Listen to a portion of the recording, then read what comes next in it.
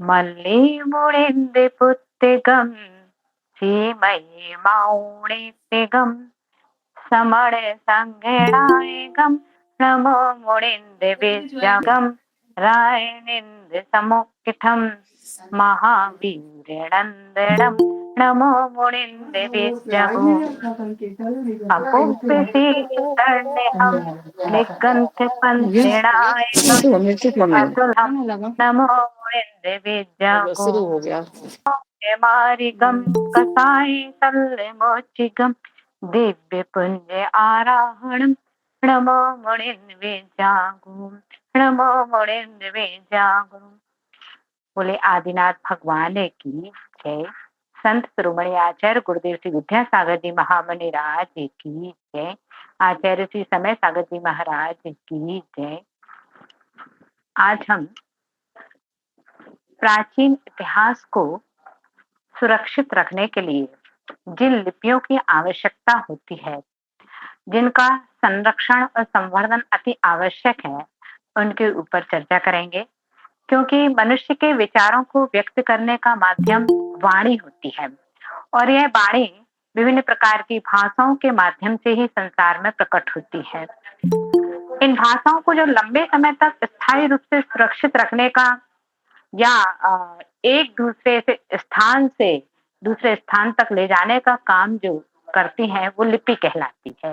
अर्थात भाषा एक स्थान से दूसरे स्थान तक प्रवाहित करने का काम लिपियों के माध्यम से किया जाता है। लिपि एक लेखन प्रणाली होती है जिसका उपयोग किसी भाषा को लिखने के लिए किया जाता है। यह अक्षरों और चिन्हों के माध्यम से समूह के रूप में होती है जिससे शब्द और वाक्यों को व्यक्त किया जाता है। भाषा को लिखने के लिए जो चिन्हों का व्यवस्थित रूप है उसको हम लिपि कहते हैं। अर्थात लिखने की कला या लिखने का ढंग उसे हम लिपि कहेंगे। और जो बोलने की कला या बोलने का ढंग है, विचारों को आदान प्रदान करने का जो तरीका है उसे हम भाषा कहते हैं। तो भाषा और लिपि दोनों सीखना हमें आवश्यक है। आज हम प्राचीन लिपियां जो वर्तमान में लुप्त होती जा रही हैं उनके ऊपर चर्चा करेंगे। जैसा कि आप सभी जानते हैं, भगवान ऋषभ देव की पुत्री ब्राह्मी के नाम पर भी ब्राह्मी लिपि हम सभी जानते हैं, उसकी कक्षा पूर्व में ली जा चुकी है। इस अपेक्षा से अभी उसके बाद जो लिपियां हैं जैसे शारदा लिपि, ग्रंथ लिपि, नागरी लिपि आदि आदि बहुत सारी लिपियों का उल्लेख हमारे आचार्यों के द्वारा प्रणीत ग्रंथों में या अन्य व्याकरण ग्रंथों में मिलता है, जिनको हम यहाँ से समझने का प्रयास करेंगे। ये लिपियों का सीखने का महत्व क्यों है, इस पर भी थोड़ा सा प्रकाश डालें कि लिपि का जो विकास है वो मानव सभ्यता के इतिहास में एक महत्वपूर्ण घटना होती है। उनके इसके माध्यम से ज्ञान का प्रसार और शिक्षा का विकास, साहित्य और कला के निर्माण में भी ये लिपियां बहुत महत्वपूर्ण भूमिका निभाती है। मनुष्य ने भाषा पहले सीखी है और लिपि उसके बाद अर्जित की है। यानी बोलने की शैली को हमने भाषा कहा और लिखने की प्रणाली को हमने लिपि कहा है। तो भाषा जो है वो दृश्य रूप से स्थायित्व प्रदान करती है, लेकिन लिपि जो है वो लिपि में भी स्थायित्व रहता है, लेकिन यह भाषा को चिरस्थायी तक रखने का काम करती है। भाषा तुरंत प्रभावकारी होती है, लेकिन लिपि थोड़ी देर से प्रभाव डालती है।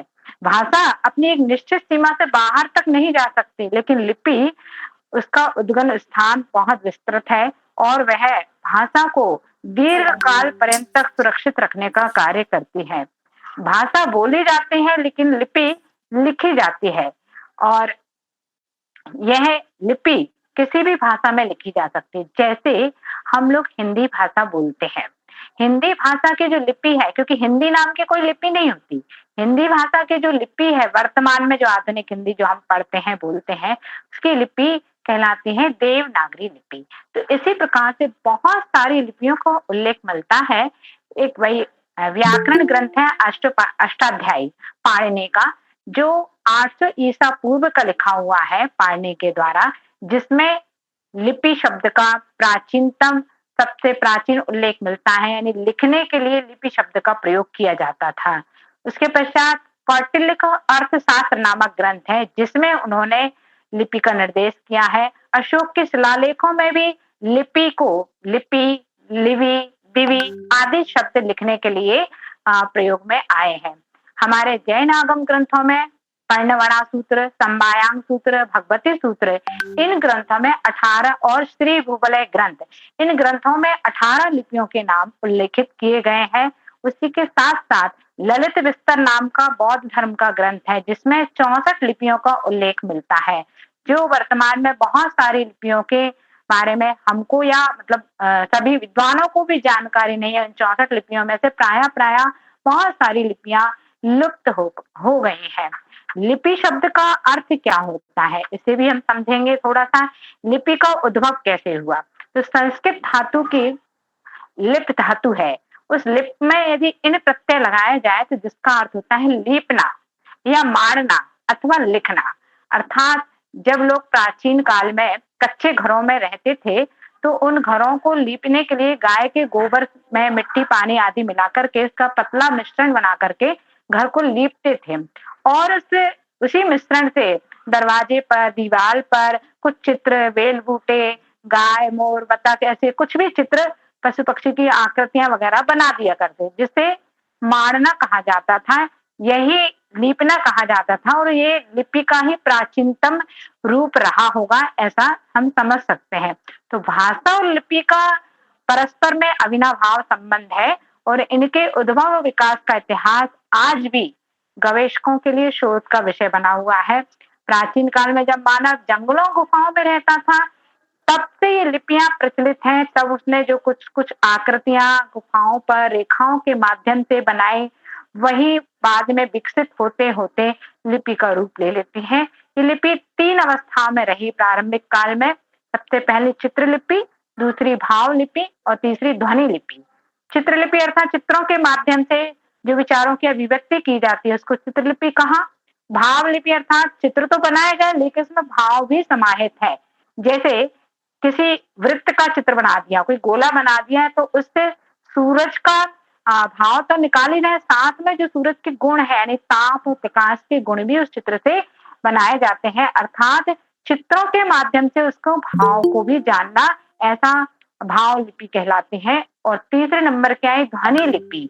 ध्वनि लिपि अर्थात प्रत्येक ध्वनि के लिए भाषा और व्याकरण सम्मत उच्चारण स्थानों को ध्यान में रख करके इस लिपि में कुछ संकेत निर्धारित किए और उन चिन्हों के द्वारा मुख से उच्चारित प्रत्येक ध्वनि को लिपिबद्ध किया जा सकता था, इसीलिए इसको कहा ध्वनि लिपि। यानी वर्तमान में हम जो वर्णमाला पढ़ते हैं हिंदी भाषा की, वो सभी अक्षर आप देखिए अपने आप में ध्वनि है और वैज्ञानिक तरीके के व्यवस्थित है। तो वही वैसे ही शारदा लिपि उनसे भी प्राचीन है, प्राचीन काल से ये चली आ रही है। इसमें भी वर्तमान में बहुत सारे शिलालेख, ताम्रपत्र, लोहपत्र, पांडुलिपियां, हस्तलिखित ग्रंथ बहुत सारे इसमें उपलब्ध होते हैं और वर्तमान में इस लिपि को जानने वाले बहुत कम हैं।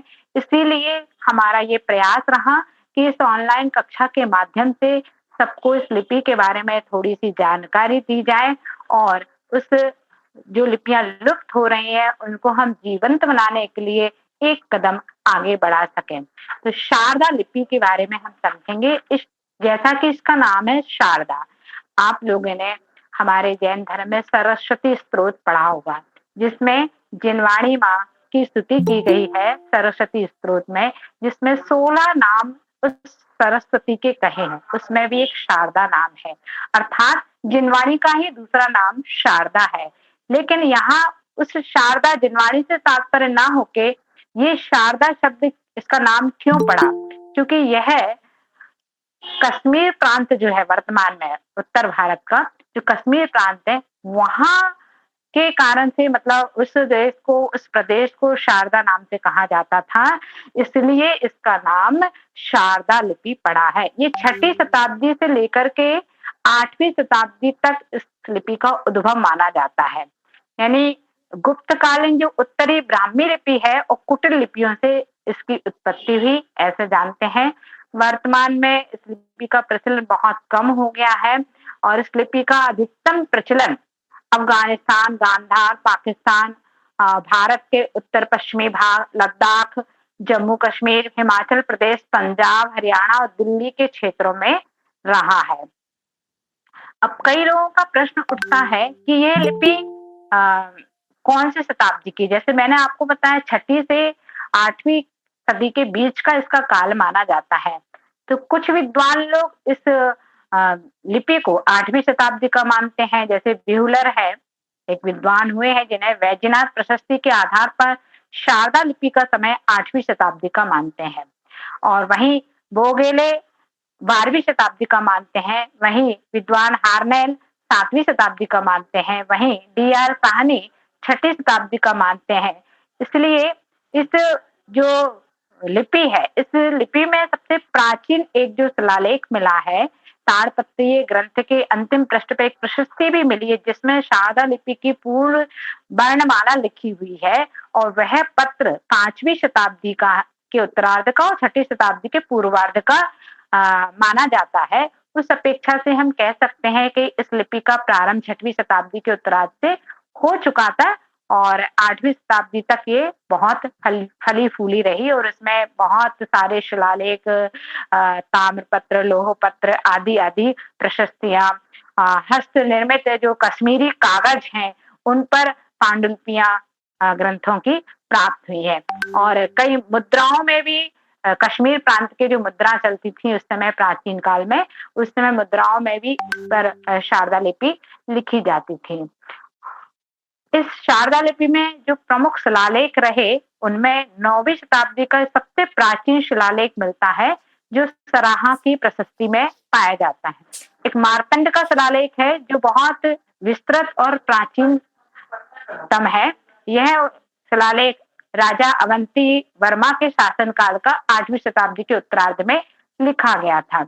और ये जो शिलालेख और अभिलेख प्राप्त हुए हैं उनसे ही इस लिपि की प्राचीनता और उसकी मान्यता और उसकी लेखन शैली की विविधता परिलक्षित होती है। इसके अतिरिक्त बहुत सारे शिलालेख इसमें प्राप्त होते हैं, जैसे चावा अभिलेख, कांगड़ा का अभिलेख, अटक शिलालेख, काष्ठवार शिलालेख, जयसिंह कालीन शिलालेख, पापर का प्रस्तर शिलालेख आदि आदि बहुत सारे शिलालेख इसमें उपलब्ध हैं जिनके माध्यम से हम कह सकते हैं कि शारदा लिपि बहुत प्राचीन है।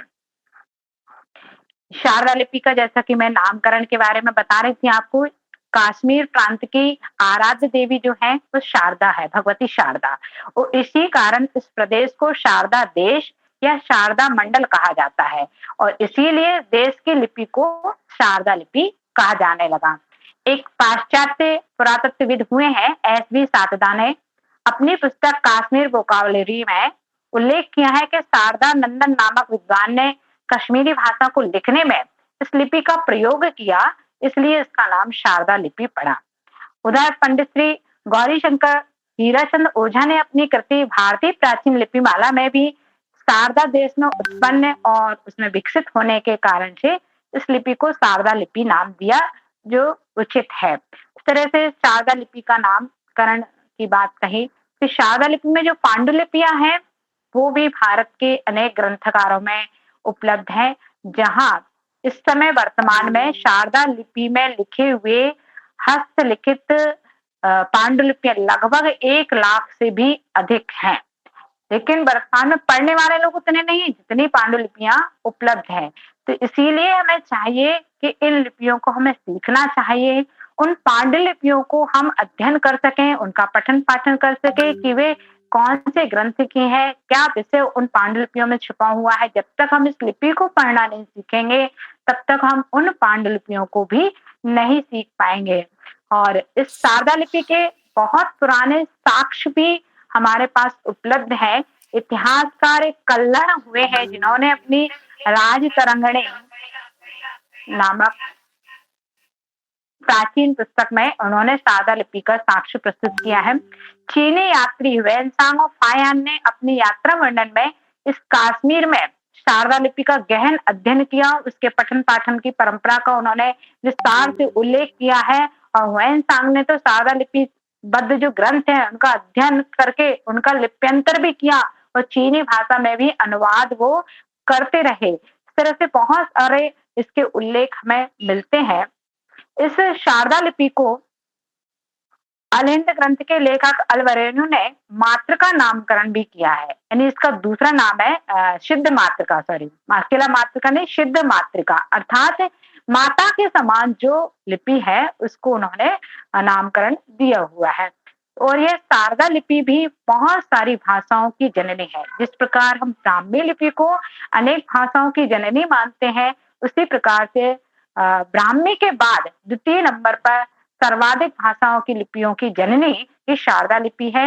इस लिपि से टाकरी, डोगरी, गुरुमुखी, खंडवानी, चंदवानी, भटाक्षरी, पावुचरी, महाजनी और तिब्बत की भोट लिपि इस शारदा लिपि से ही विकसित हुई है। लेकिन वर्तमान में विडंबना ये है कि आज भारत में इस शारदा लिपि का प्रचलन लगभग लगभग बंद हो रहा है, इसीलिए यह समाप्ति की ओर है। और ये शारदा लिपि हमारी जो देवनागरी लिपि है उससे भी बहुत समानता रखती है, अर्थात देवनागरी लिपि की लघु भगिनी इस शारदा लिपि को कहा जाता है। क्योंकि देवनागरी लिपि पूरे भारतवर्ष में धीरे धीरे उसमें फैल चुकी, लेकिन जो शारदा लिपि रही वो भारत के मात्र कश्मीर और उसके आसपास के क्षेत्रों तक सीमित रही, इसलिए ये आज विलुप्त होने की कगार पे है। जैसलमेर के भंडार में एक पांडुलिपि प्राप्त हुई है जिसमें देवनागरी लिपि और शारदा लिपि दोनों के एक साथ पूरी वर्णमाला प्राप्त होती है, अर्थात ये दोनों लिपियां समकालीन होने का ये प्रत्यक्ष प्रमाण हमारे सामने उपस्थित होता है। जिस प्रकार से कोई भी भाषा या कोई भी लिपि हम सीखते हैं तो उसमें सबसे पहले वर्णों की आवश्यकता होती है। वर्णों के माध्यम से ही भाषा का निर्माण होता है। वर्ण दो प्रकार के होते हैं, स्वर और व्यंजन। तो सबसे पहले हम स्वर शारदा लिपि में लिखना सीखेंगे, क्योंकि किस तरीके से इन लिपियों को लिखना है वो आपको समझना है।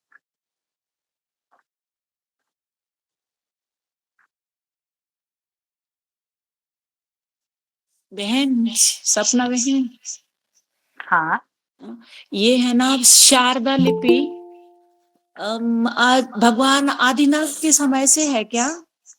उसके बाद से 6वीं शताब्दी का उत्तरार्ध से इसकी मतलब अपन को प्रमाण जहां से मिलते हैं अपन वहां से मान रहे हैं। पहले से प्रचलित होगी, लेकिन साक्ष्य अपन को बाद में मिले, पांडुलिपियां, शिलालेख, ताम्रपत्र, लोहपत्र आदि। तो 6वीं से 8वीं के बीच का इसका काल निर्धारण किया गया है। नहीं, वो तो किया गया है, लेकिन जैसे ब्राह्मी के लिए, सुंदरी के लिए दिया गया ज्ञान, तो उसी प्रकार इनका भी कोई इतिहास मिलता क्या? बस इतना ही इतिहास है कि मतलब ये 6वीं के बाद में मेरी जब से, और उस समय अपने ग्रंथों में 18 लिपियों में इसका नाम है, लेकिन इस लिपि का अपन को कोई ग्रंथ यहाँ देखने में नहीं आया, क्योंकि अपन उत्तर भारत ये प्रचलित रही कश्मीर प्रांत में, और चूंकि वहां यदि रहते होते तो शायद वहां अभी भी वर्तमान में जैन पांडुलिपियां उपलब्ध हों, ऐसा मान सकते हैं। तो सबसे पहले हम वर्णमाला प्रारंभ करते हैं। इसका दूसरा नाम क्या बताया था आपने? सिद्ध मातृका। आप लोग थोड़ा अपना माइक म्यूट कर लें, आवाज आ रही है। हाँ, देखिए, अब मैं हिंदी की जो आपकी वर्णमाला है उसके अक्षर ना लिख के सीधे मैं शारदा लिपि के अक्षर लिखूंगी, और आपके हिंदी के अक्षर आप स्वयं लिखें। जैसे ये मैंने हिंदी का लिखा है, अब इसको अपन को शारदा लिपि में किस तरीके से लिखना है। ये हिंदी का अक्षर जो लिख रहे हैं इसकी लिपि अभी देवनागरी लिपि कहेंगे अपन। तो देवनागरी लिपि और शारदा लिपि अभी मैंने बताया दोनों बहुत समानताएं रखती हैं आपस में, और लघु भगनी के रूप में इसको माना गया है। मतलब देवनागरी को शारदा लिपि की लघु भगनी माना गया है। जैसा ये आ है ये देवनागरी में लिखा हुआ है, अब इस आ को अपन को शारदा में लिखना है, तो थोड़ा सा इसका आकार चेंज हो जाएगा। ये बना आपका शारदा लिपि का आ। नीचे वाला, ऊपर वाला देवनागरी का है, नीचे वाला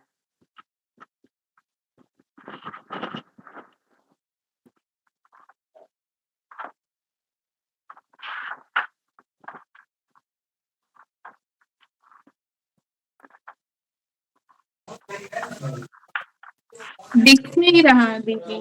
दिख रहा है, पेंसिल उठाए बिना पूरा करना है शायद। हाँ बिल्कुल। और इस लिपि में भी ये खासियत है कि इसमें शिरोरेखा बनाई जाती है। शिरोरेखा मतलब जो अक्षर के ऊपर रेखा खींची गई है, इसको हम शिरोरेखा कहते हैं। तो इस लिपि में भी शिरोरेखा बनाई जाती है, जबकि ब्राह्मी लिपि आपने पढ़ी हो यदि किसी ने, तो इसमें शिरोरेखा नहीं बनाई जाती। तो ये शिरोरेखा सहित ही ये लिपि के अक्षरों को लिखा जाता है। तो हमने आ को लिखा इस तरीके से। अब बड़ा आ यानी दीर्घ आ।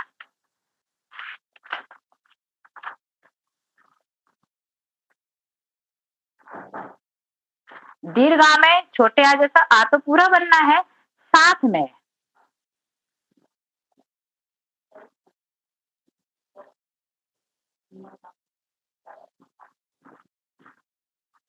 शिरोरेखा पूरा अक्षर से टच करके बनानी है। जैसे छोटे ऊ की मात्रा लगाते हैं अपन देवनागरी में, उस तरीके से आ में नीचे से मात्रा जैसी घुंडी लगा दी है, तो ये बन गया दीर्घ आ।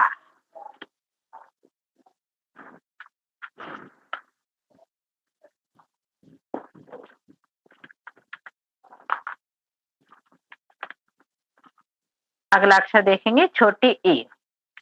छोटी ई के लिए थोड़ा सा ये छोटी,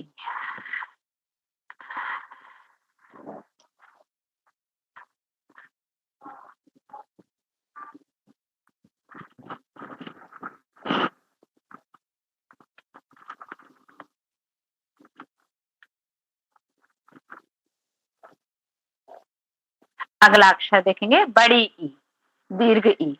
दीर्घ ई दो तरीके से प्राप्त होती है। दो तरीके का मतलब अलग अलग स्थानों पे अलग अलग प्रयोग मिला। कहीं किसी पांडुलिपि में या फिलहाल एक में एक प्रकार से यूज की हो, कहीं दूसरी तरह से। तो इस तरह से इसको दो तरह से लिखा जाता है। तो ऐसे किया।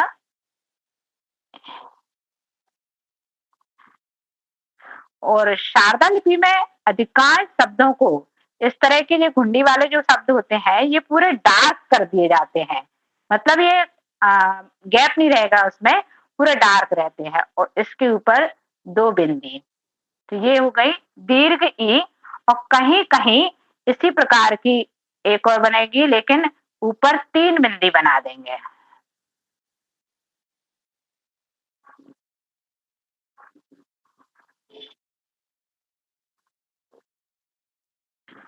ये हुई दीर्घ ई।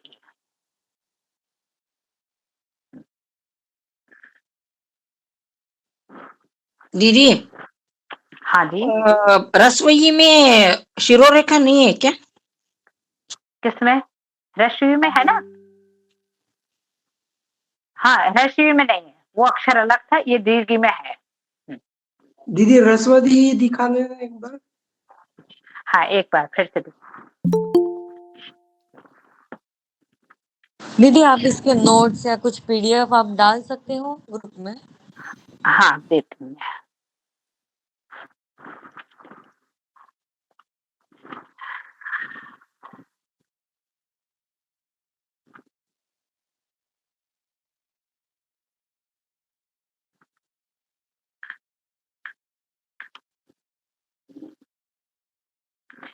ये देखिए शारदा लिपि में ये ओम लिखा हुआ है।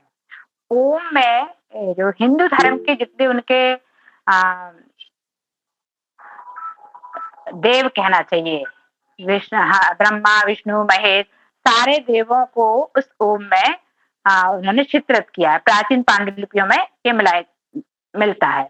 इसी तरह से शारदा लिपि में ये लिखा हुआ है ओम नमः शिवाय। ओम नमः शिवाय ये शब्द शारदा लिपि के हैं।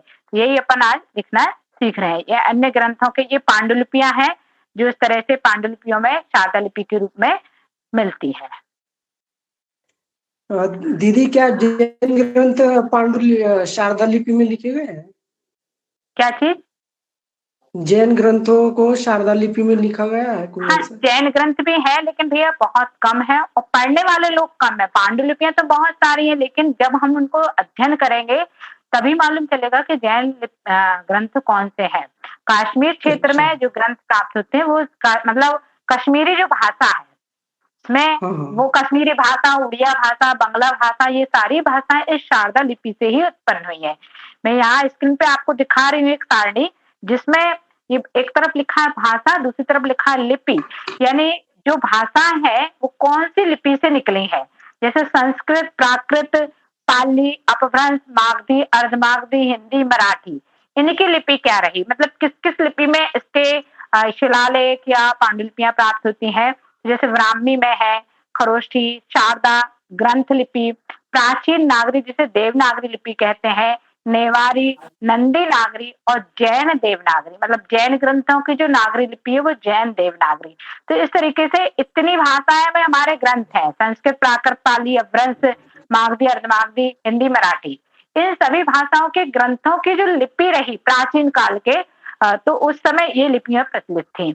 और इसके अलावा जैसे पंजाबी भाषा है, तो पंजाबी भाषा की जो लिपि है वो टाकरी और डोंगरी है। उसके बाद गुरुमुखी भाषा, गुरुमुखी भाषा, तो ये दोनों चीजें हैं, गुरुमुखी भाषा भी है और गुरुमुखी लिपि भी है, यानी दोनों है, उसकी लिपि और भाषा अलग, दोनों चीजें। इस तरह से गुजराती लिपि भी है, गुजराती भाषा भी है, मैथिली, मैथिली लिपि भी है, मैथिली भाषा है, और मिथिलाक्षर उसका लिपि का नाम है, जिसे तिरुता भी कहा जाता है। जिस बंगाली भाषा है और बंगला उसकी लिपि है, उड़िया भाषा की उड़िया लिपि है, तमिल भाषा की तमिल लिपि है, तेलुगु की तेलुगु लिपि है, मलयालम की मलयालम लिपि है, अरबी, पर्शियन और फारसी, इन भाषाओं की लिपि अरबी और पर्शियन लिपि है, उर्दू भाषा की उर्दू लिपि है। ये जो शारदा लिपि है, इससे भी ये जितनी भी अरबी, फारसी, ये सब भाषाएं भी इस उर्दू लिपि से, सॉरी, शारदा लिपि से ही उत्पन्न हुई, क्योंकि कश्मीर प्रांत में उस तरफ उर्दू भाषा भी बहुत प्रचलित रही, तो ये उर्दू आदि भाषाएं, जैसे पाकिस्तान, अफगानिस्तान, यहाँ भी इन भाषाओं का प्रचलन रहा, तो इनकी भी जो लिपि है मूल में ये शारदा लिपि से ही निकली है। दीदी एक शंका है, हाँ पूछूं? जी, बोलिए। हाँ। जैसे आपने कहा कि उर्दू भाषा शारदा लिपि से है, तो उर्दू तो अभी उर्दू, की है ना वो? उर्दू उर्दू नहीं, उर्दू की तो अपनी लिपि उर्दू है, लेकिन प्रारंभ की शारदा लिपि है, इनसे ये भाषा, इनकी लिपियां निकली हैं। मतलब अच्छा, शारदा लिपि मतलब से उर्दू लिपि निकली है, लेकिन उर्दू भाषा नहीं, हाँ, उर्दू की अपनी लिपि है। अच्छा, हाँ। मतलब शारदा लिपि आगे चलकर वो उर्दू में कन्वर्ट हो गया, ऐसा कह सकते हैं आप? जैसे अपन अभी हिंदी पढ़ रहे हैं, वो काय से मान रहे हैं, प्राकृत भाषा से उसका उद्भव मान रहे हैं, और प्राकृत भाषा कहाँ से, उसकी लिपि ब्राह्मी लिपि है, प्राचीन। तो हाँ, ब्राह्मी से आपकी प्राकृत निकली, संस्कृत निकली, अपभ्रंश निकली, हिंदी निकली, ये सारी भाषाओं का मतलब मूल स्रोत क्या है, ब्राह्मी। वैसे ही इन हाँ, भाषाओं का मूल स्रोत, कश्मीरी आदि भाषाओं का मूल स्रोत शारदा लिपि है। बाजार बाजार की चीजें नहीं खाते तो कितने खाते, और बच्चों में कभी खाते हैं, हाँ। रोज खाते जो। चलिए आगे बढ़ते हैं। ये स्वर वर्ण लेखन प्रक्रिया वाला, ये आप लोग स्क्रीनशॉट ले सकते हैं, क्योंकि इधर मैं बोर्ड पर आपको फिर से दिखाने वाली हूँ, इसलिए इसका आप स्क्रीनशॉट लेकर के अपने पास रखें, तो आपको समझ में आएगा कि किस तरह से स्वर व्यंजन में बनाने हैं।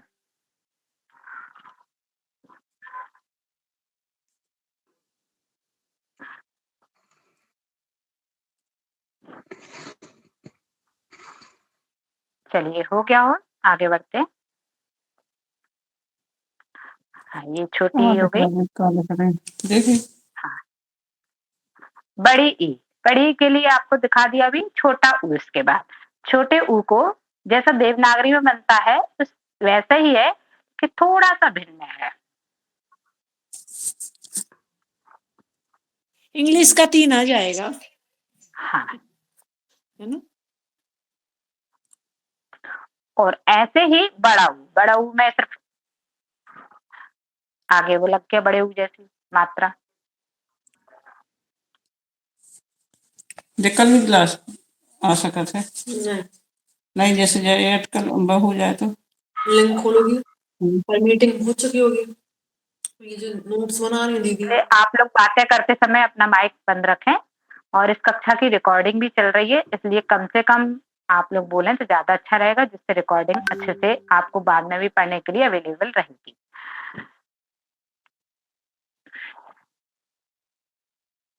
अगला है री।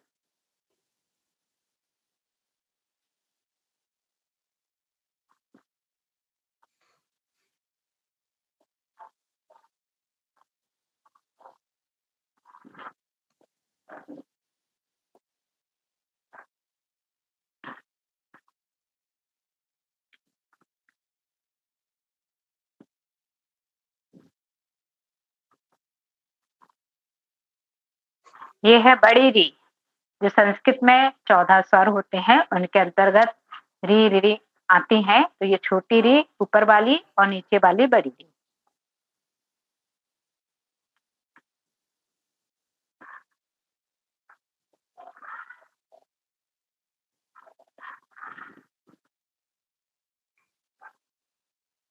अगला स्वर है जो संस्कृत में होता है लरी और बड़ी लरी।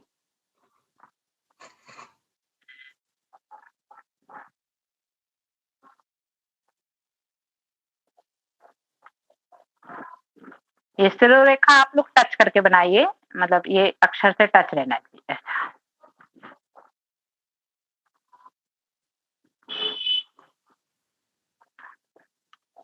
ये हो गई छोटी लिरी। अब इसके बाद में बड़ी लिरी के लिए इसी को थोड़ा सा आगे चल के ऐसा।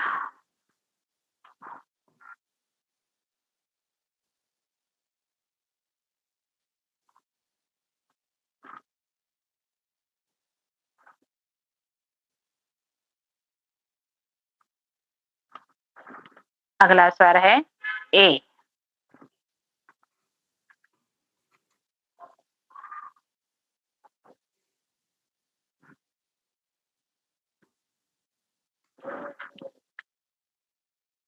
ए।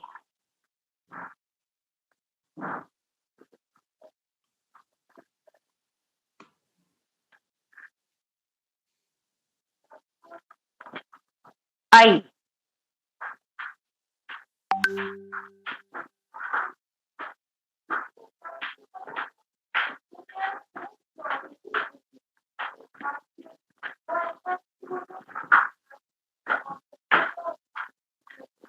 अगला स्वर देखेंगे हम ओ।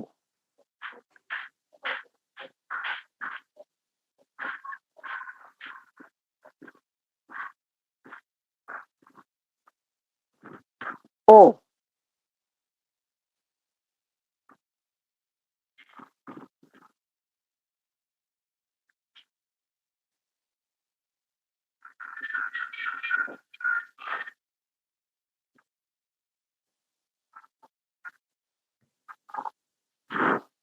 औ।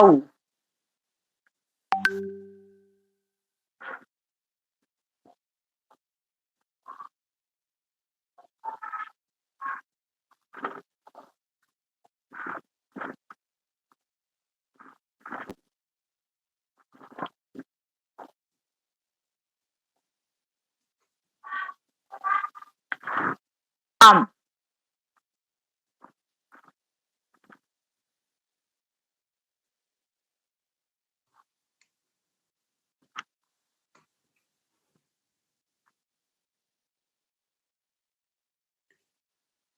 आहा।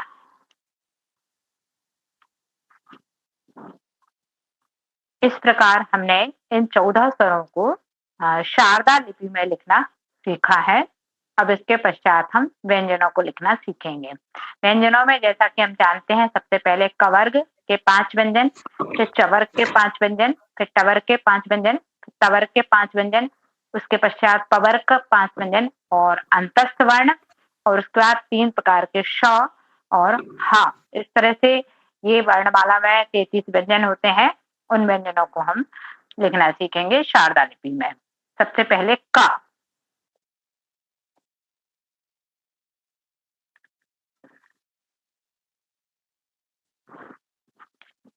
क।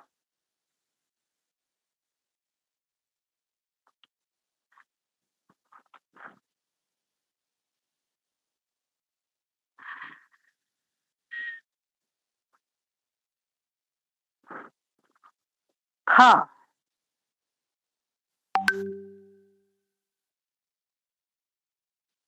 ये जो लिपियां हैं, जैसे शारदा लिपि को जब पांडुलिपियों पर लिखा जाता तो प्राचीन काल में आप सभी जानते हैं ताड़ पत्रों पे, भुर्ज पत्रों पर, आदि आदि चीजों पर ग्रंथों का लेखन होता था। उस समय जब कागज की परंपरा नहीं थी, उससे पूर्व इन लिपियों का लेखन ताड़ पत्र आदि पत्रों पे किया जाता था।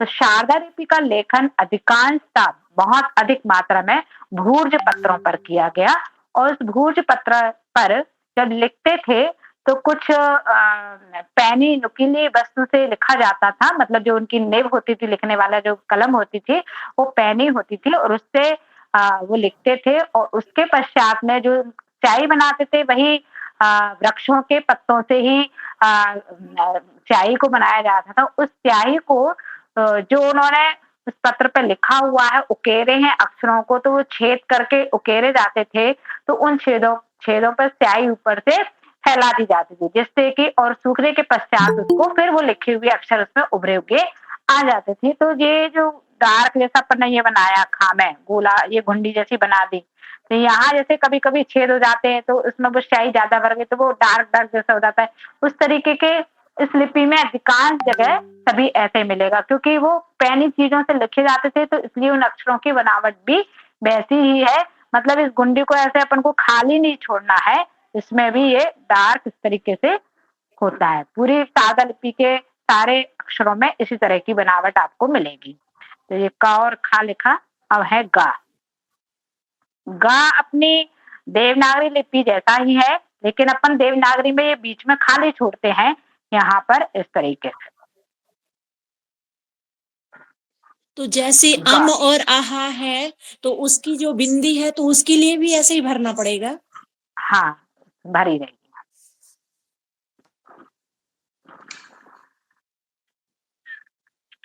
आगे अगला अक्षर है घ।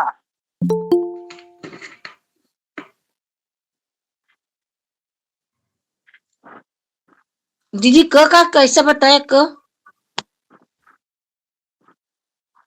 क का नहीं, ख में का, दीदी ख ख ग ख पे ना दीदी, ख खा घ ख ख खटारा ख। ख ख ग घा।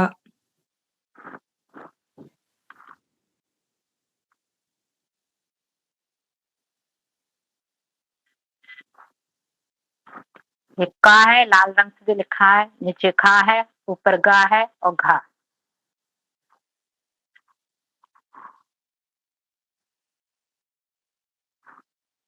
और पांचवा अक्षर जो गा होता है,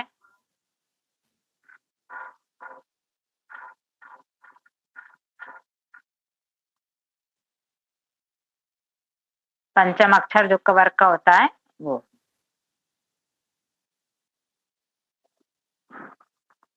रा जैसा बनाया और एक बिंदी साथ में।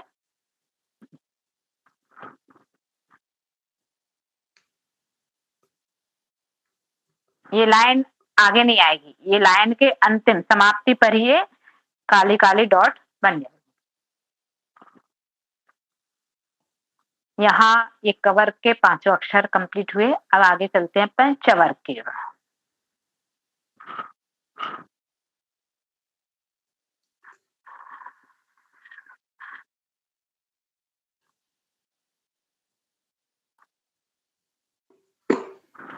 च।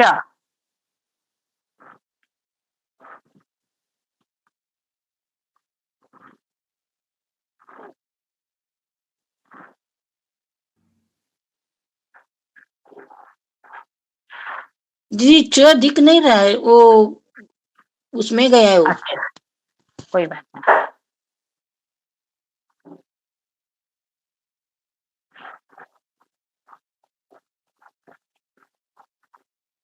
ये च।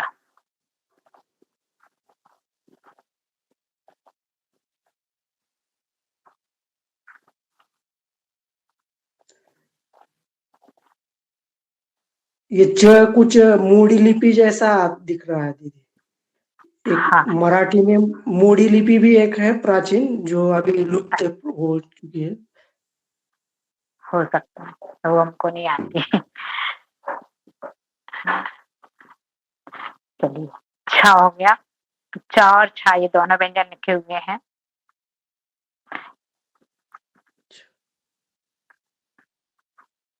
अगला ज।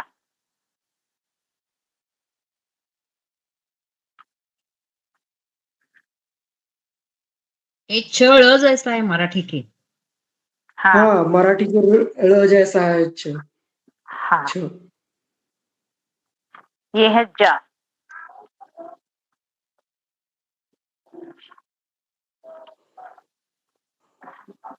जा है कि छा है? जा। जा। जयंती का जा। हाँ।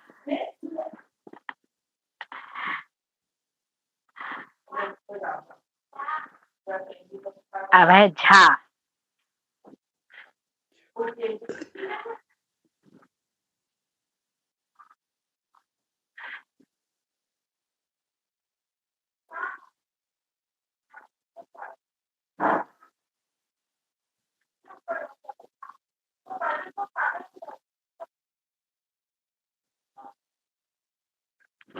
झा ये दो प्रकार से मिलता है झा। एक में दोनों काले काले डार्क हैं, एक में नीचे वाला किला डार्क रहेगा, ऊपर वाला डार्क नहीं है।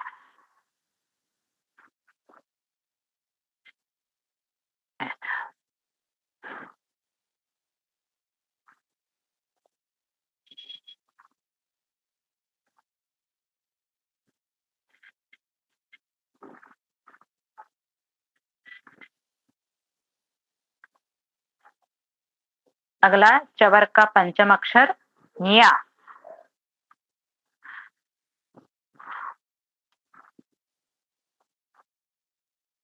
दीदी ऊपर गया है दिखता।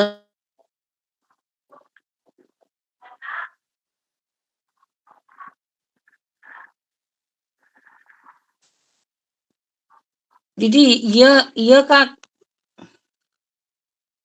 हाँ, ये 13 जैसे दिख रहा है। 13 जैसा दिख रहा है।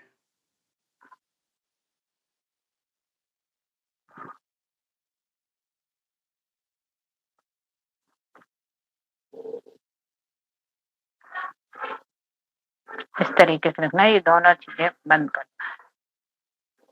वही रिपीट किया या।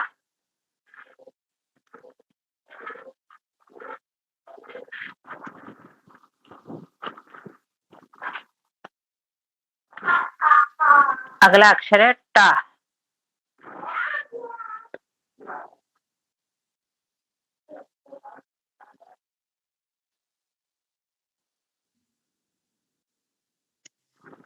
रेड तो टा। दीदी थोड़ा नीचे लिखिए, आगे आगे का अक्षर। ओके।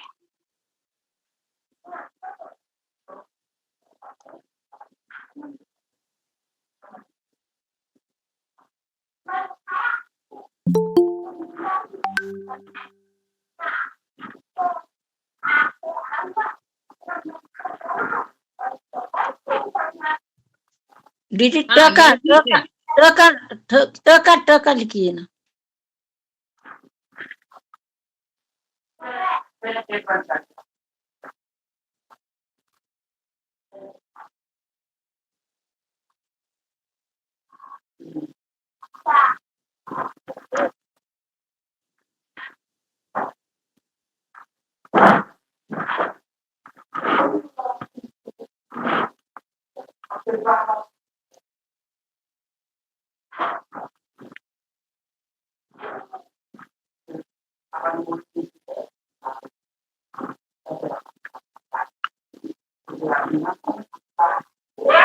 धा सबसे सरल है।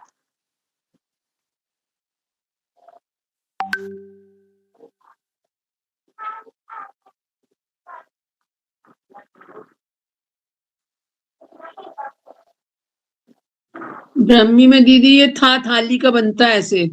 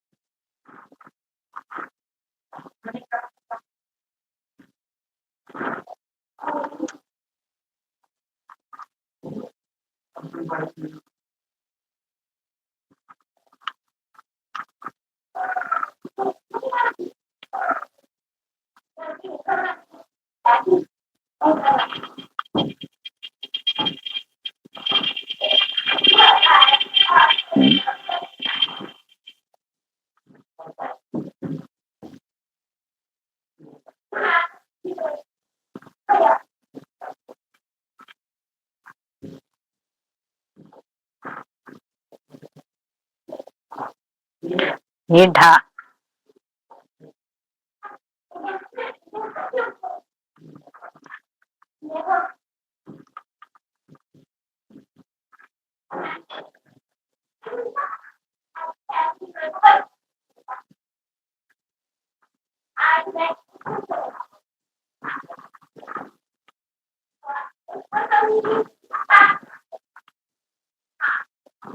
हरा।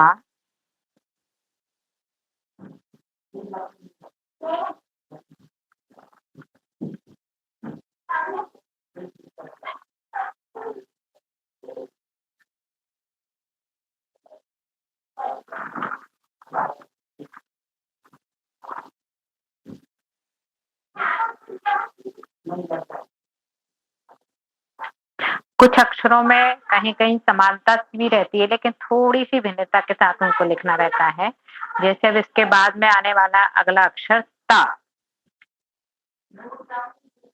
ता, जिसको हम पीछे स्वरों में लिख के आए हैं।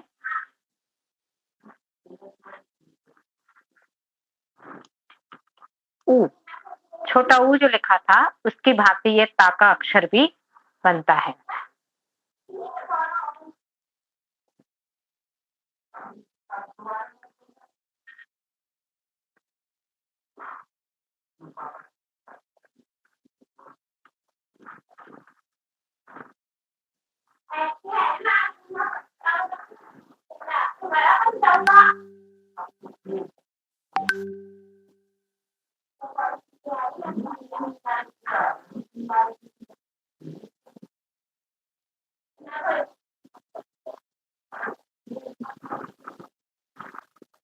था।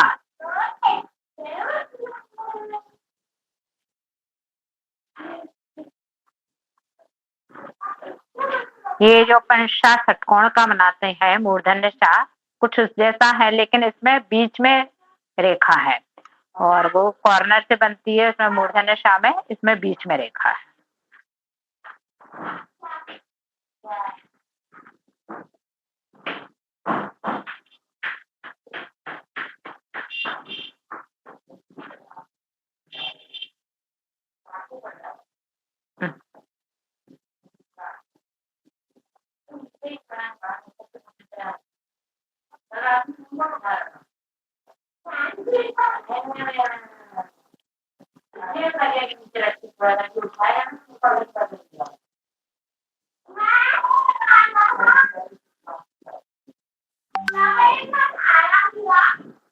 माइक बंद करिए ना अपने अपने।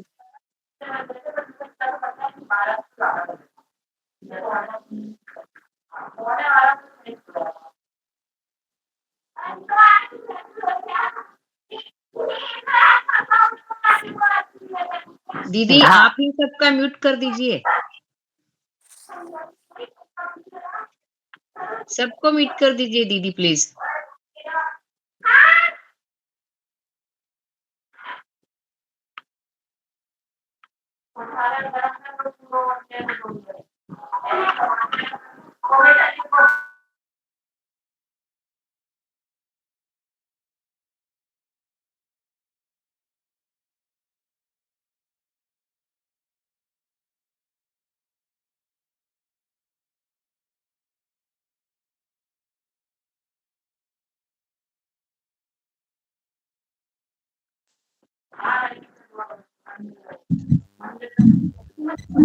दीदी एक बार छह बता दीजिए, 6 छूट गया हमारा।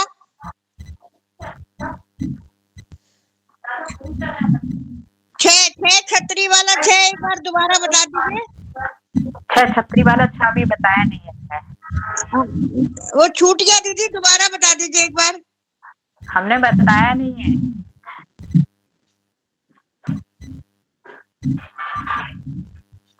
ना आ गया ना, चा में आ गया ना, छा वाला छा बोल रही है वो शारदा जी। छा लो जैसे ना, लो जैसे।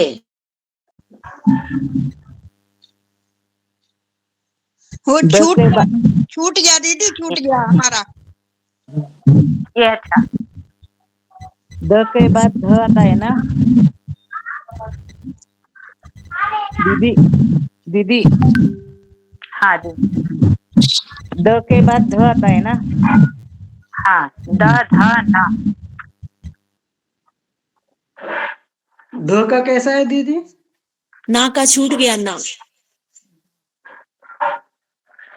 धोखा ये धोखा बताइए ना दीदी, धोखा। पहले ध का आएगा। ये ना, ये धा। कौन सा ध? ऊपर वाला क्या नीचे वाला? ऊपर वाला। ऊपर वाला ध, अच्छा उसको हम न समझ रहे आधा न।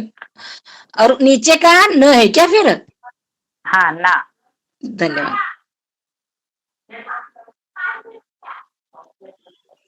दीदी स्टार्टिंग के थोड़े छूटे मेरे। अब आप वीडियो रिकॉर्डिंग देख लीजिएगा बाद में। भेजेंगी आप ग्रुप में? अभी आज नहीं हो पाएगी, 1-2 दिन बाद मिल जाएगी आपको। अच्छा ठीक है, थैंक यू दीदी।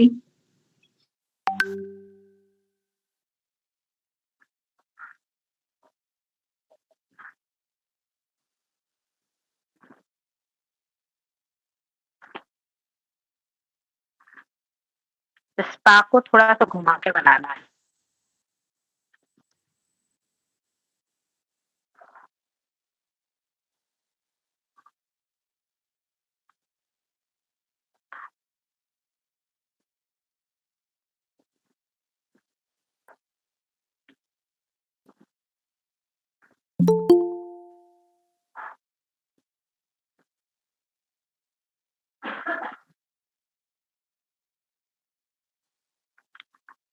फा।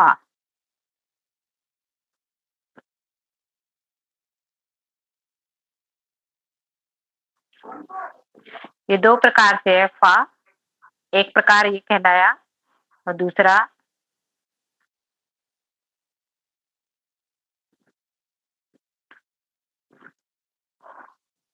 ये दोनों फा है।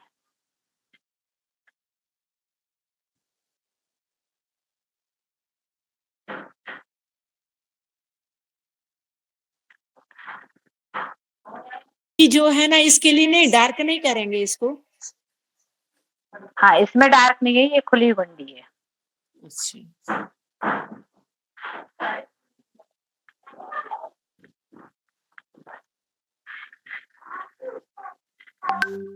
बा।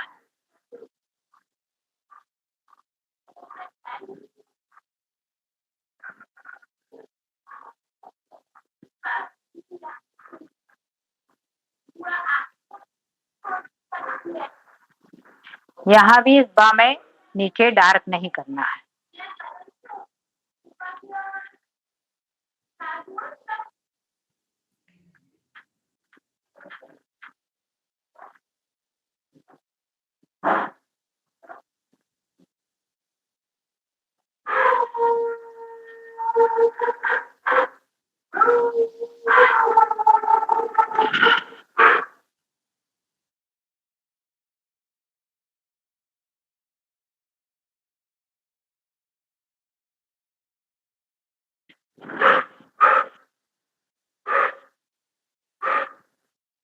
भा।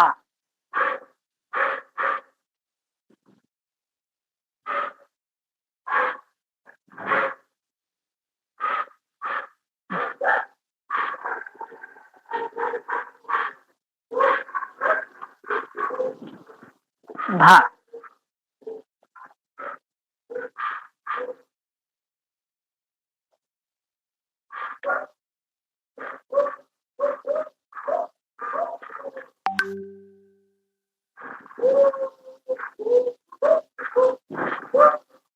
अगला अक्षर है माँ।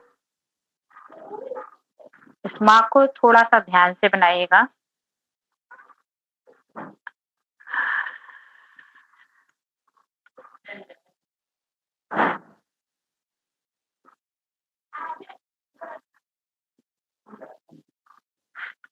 यानी कि अपने देवनागरी का भा जैसा दिख रहा है वैसा ही इसमें माँ है, लेकिन दोनों तरफ उसमें डार्क है।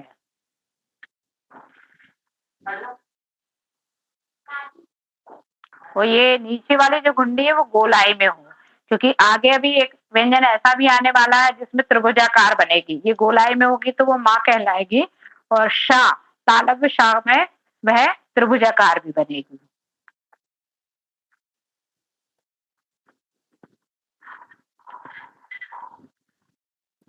अब आता है या बिल्कुल देवनागरी जैसे ही बनना है।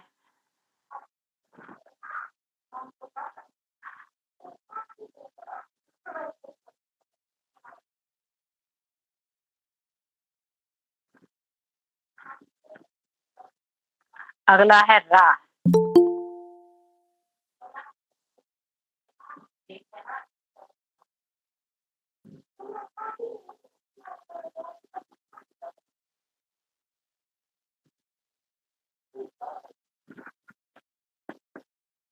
ये है रा।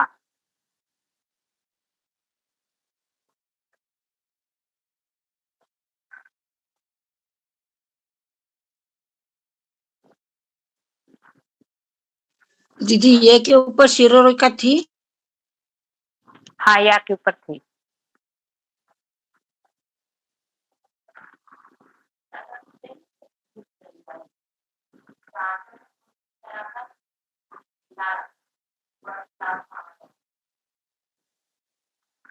ला।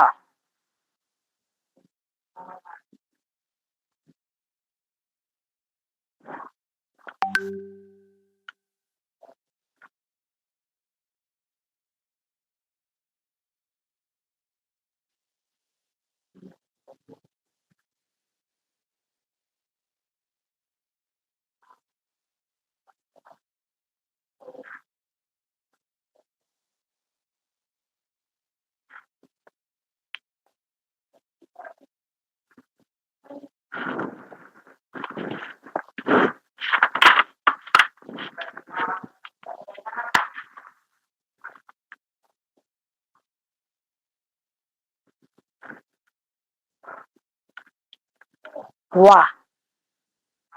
वाह देवनागरी जैसे ही बनेगा।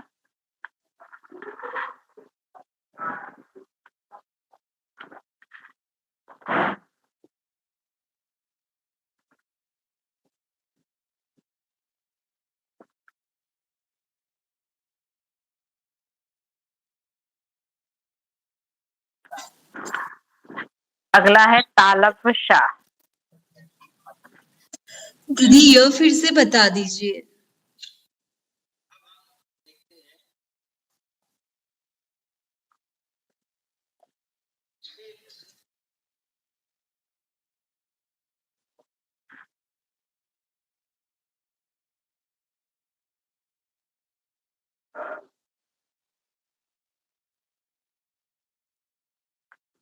ये है शाह। तालव्य शाह जो है ये माँ जैसा दिख रहा है, इसीलिए मैंने माँ जब बताया था तब आपको कहा था कि माँ में नीचे की जो घुंडी है ये वाली, ये गोलाई में रहती है इस तरीके से, और तालव्य शाह में ये त्रिभुजाकार है। ये दोनों में अंतर है।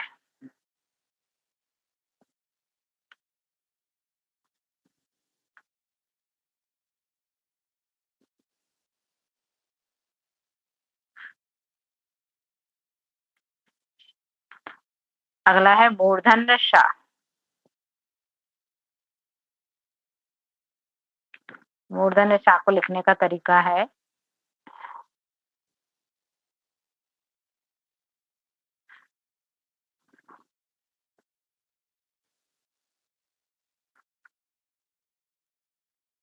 ये सूर्य रेखा इसमें पूरे शाह पे ना होकर के सिर्फ जो खड़ी रेखा है उसी पर रहेगी।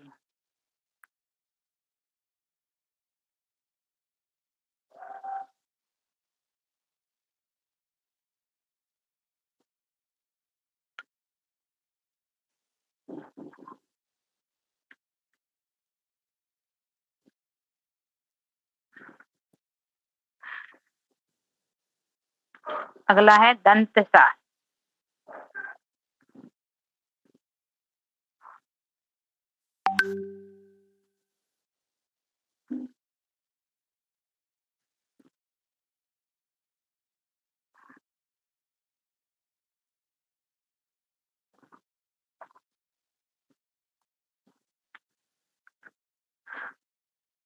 आप देख रहे हैं ये वाला सा भी भा जैसा लग रहा है, और लेकिन वहाँ भा जैसा एक और अपन ने माँ बनाया था, उसमें नीचे घुंडी गोल होती थी और माँ में सुररेखा जो है वो सिर्फ अकेले डंडे पे होती थी, ऐसी इसमें है। लेकिन जो तालव्य शाह था उसमें वो जो माँ जैसा बनाया था उसमें सुररेखा पूरे माँ पर थी और यहाँ पर सुररेखा सिर्फ खड़ी लाइन के ऊपर है।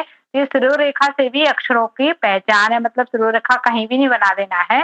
इस सा का दंत सा की सुररेखा मात्र खड़ी वाली लाइन पे रहेगी, एक पे, आगे वाली इस पे नहीं रहेगी।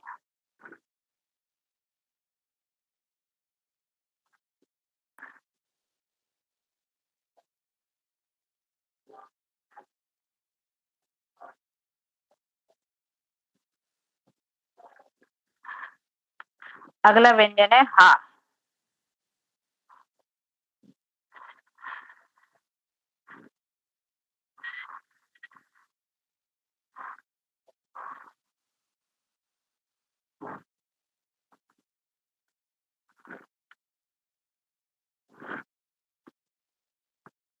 ये है हा।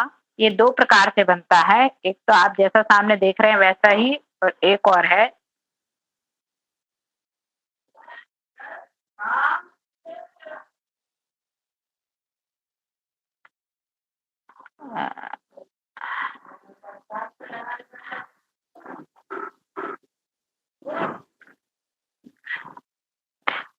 इन दोनों में अंतर क्या है? एक में तो ये जो घुंडी है वो यहाँ से लग रही है इस रेखा के ऊपर से, और एक में ये नीचे से ही घुमा के ऊपर तक लाई जा रही है। दोनों तरीके के रूप यहाँ प्रचलित हैं।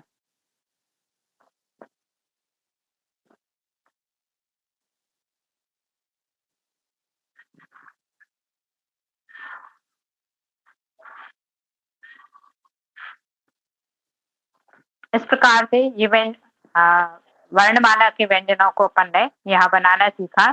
इसके बाद जो संयुक्त अक्षर हैं वो हम अगली कक्षा में सीखेंगे, और कल की कक्षा में हम इसके आगे की जो वर्णमाला में व्यंजन है उन सभी व्यंजनों पे मात्राओं को लगाना सीखेंगे, किस तरीके से मात्रा लगाई जाती। जैसे हम पहली कक्षा में जब हिंदी सीखते थे तो सबसे पहले वर्णमाला सिखाई जाती थी और इसके बाद में 12 खड़ी कक्का किक्की आदि, जिसको 12 खड़ी कहा जाता था, वह सिखाई जाती थी। स्वरों की उन पर किस तरीके से मात्राएं लगाई जाती हैं, उसी तरह से हम कल की कक्षा में इन सभी व्यंजनों पर शारदा लिपि में मात्रा लगाने का प्रक्रिया को देखेंगे।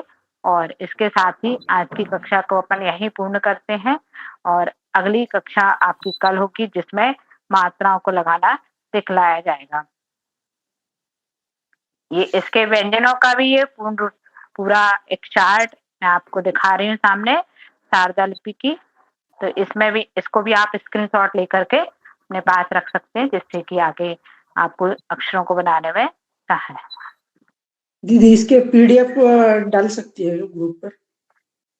हाँ, डाल देंगे।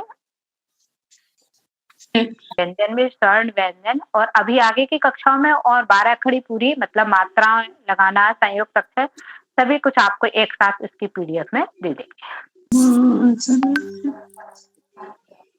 नमो मां सरस्वती, नमो मां भारही, नमो मां सुईदेही, नमो भागीसरी, विज्ञानान पदायिनी, मोहे अन्नान हारिणे, हंस स्कंद समारूढ़ा, वीणा पोत धारिणे, सया गुण बेहुसालिनी, दिव्या कमल लोयणा, तिथ्यैराडं भासिणी, सपण्डो महोपर्ण, जगम्मा च ब्रह्मणि, नरेन्द्र मुनिंद वंदने, वरदा वाणी सुदेही, कुमारी कला भाषणी, भाषा जो है बेऊसा, ललिये स्वरूप पाणी, कामत पढ़ाई तहा शारदा बम्बयारिणी, सरस्वती नमो तुझ्य वरदे कामे रूपिणी, वज्रारंभम करे स्वामी, सिद्धि हो मये सया, तच्च बोय पावैणी, स्वदेही मम पालय समदा पूज्य महादेवी नमो मा सरस्वती नमो मा सरस्वती। शारदा जिनवाणी माता की जय।